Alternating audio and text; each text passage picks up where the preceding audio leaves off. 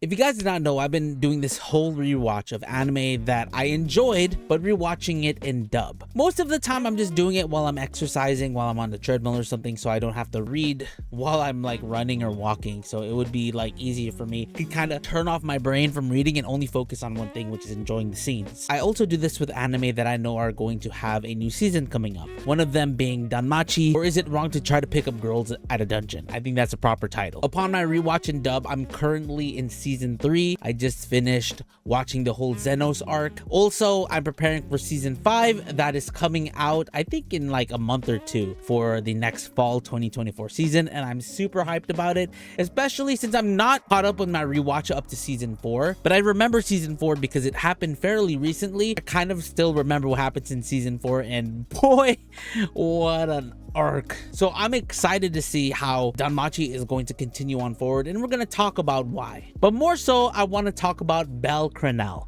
Bell, right? The main protagonist of Danmachi. And I've told people this before, and I get teased a lot about it because I say that Bell and Danmachi, one of my favorites. I like Bell as a main protagonist, but I also like Danmachi as a series. I think it's so enjoyable for me that I put it in like my top 5. Not that I'm saying that it's better than any other anime, but I do think that it's, in terms of enjoyment level for me, that I put it in like my favorite lists. That's including the likes of like One Piece. But let's go back to Bell. The reason why I like Bell so much, he goes from like this useless character in the very beginning of episode 1 to just like an upcoming hero. The little rookie just grinding back up into what he's become now. You could see such a big growth difference in Bell from season 1 to where he is now, right? He was literally a nobody because of his skill. I think it's called Realis Freeze or Liaris Freeze. He has, as long as he has strong feelings towards something, his skill just skyrockets, or his strength just skyrockets. And why is that? And it shows because he has strong feelings to wanting to stand by Ice Wallenstein, who is like not the female protagonist, but she is kind of like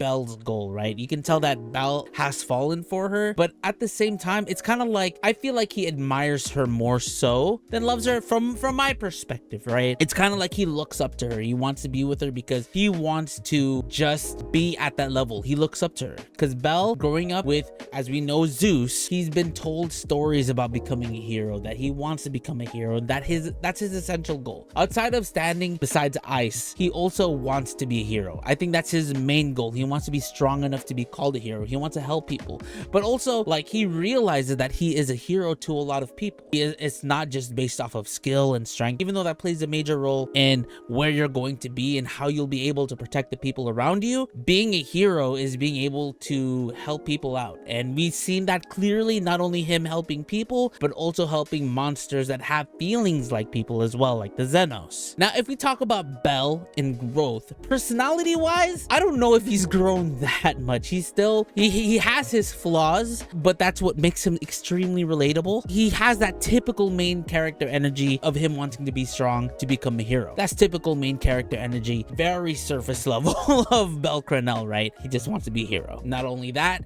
he's surrounded by a ton of women, a ton of beautiful women. When you think of this anime, especially when you read the title, you're thinking like, oh my god, is this going to be a harem anime? And in some sense, you can kind of see like, oh, there's bits and pieces of hareminism, is that a word? But there's bits and pieces of harem in there, but it's the littlest of focus, which is hilarious for the title. If anything, the women around him really care about Bell, but Bell, of course, blinded by his appreciation / love for Ice Wallenstein. One thing that I consider like a negative side of Bell is that he does a lot of the things that he wants regardless of the risks that it comes with. For example, season 3 with the Xenos, and then season 2 when it came to rescuing Haruhime after having a war with Apollo, right? There's like a lot of implications that he can bring to his familia because of the decisions that he makes, and a lot of the decisions that he makes is just based off of feeling. And you know, that's, I feel like that's pretty human and that's pretty relatable to Bell, because a lot of the times I find myself in situations where, because I'm going off of impulsion and feeling, I make a decision that might be wrong, and sometimes I may take a step back to realize a few things like, okay, maybe I shouldn't do do this, I should take this action. And Bell does that a lot. He takes a step back, but he still goes through his gut and his feelings that he wants to do this because he wants to be a hero. Even though the Hestia Familia is a familia, it's a group of people,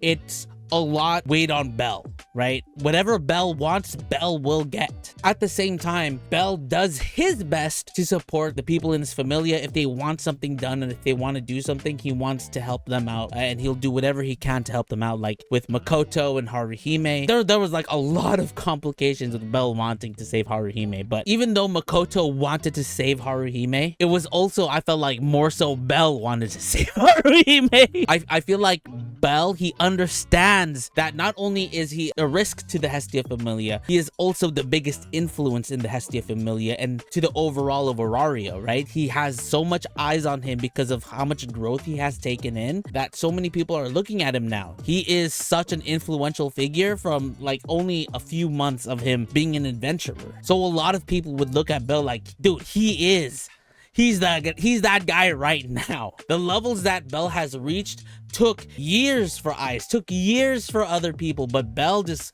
got there immediately. He does put his familia in a lot of risks, right? After waging war with the Apollo family, and I agreed with that war. Hell yeah!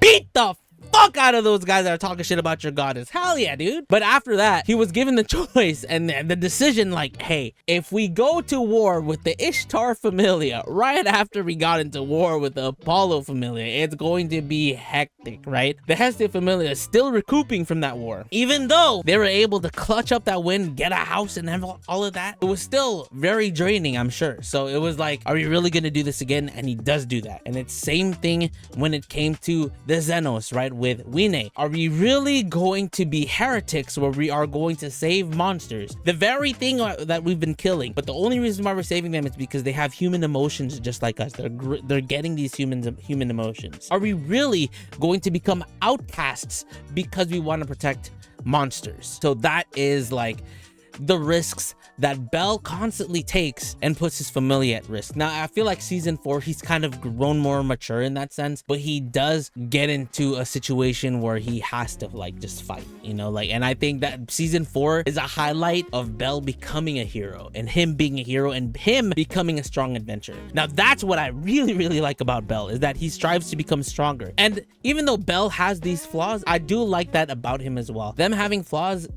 makes them a more relatable character. Consider, if you would ask yourself, if you're put into that situation under the stress that you're going to be put into, what would you have done as well? I would have beat the shit out of the Apollo Familia. Now, in terms of Haruhime, I wouldn't know. But you know what? An excuse to go to the Ishtar Familia, Red Light District, baby. With the Xenos, if I looked at Wine like a puppy, like Hero is my puppy, I would protect all the way. I do go off of a lot of impulse actions, you know, and feelings, so I can get mad at Bell. But like I said, I feel like it kind of makes him more relatable. Even though Bell is kind of like a surface level character in terms of anime, I think he is still pretty basic. There's a lot of depth in his growth, in him like encountering these situations where he has to fight on and continue forward just for his simple goal of becoming a hero and becoming strong. I'm leaving out the whole Ice Wallenstein stuff because even though, yes, that is kind of pushing him into becoming stronger as we continue on forward, right? From season 1, it was like, I want to be standing next to Ice, to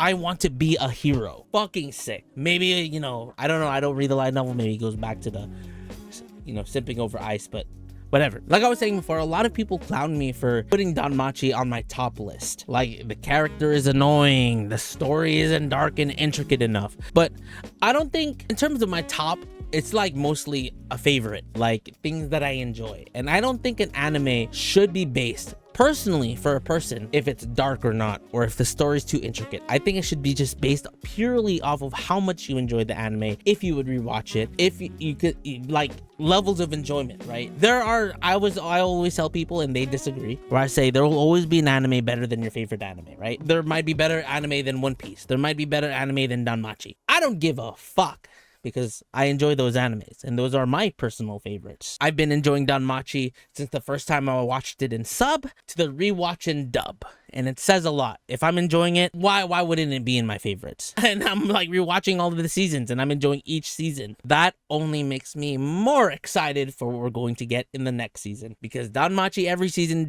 doesn't only get progressively better, the situations get real, and I cannot wait to see what happens.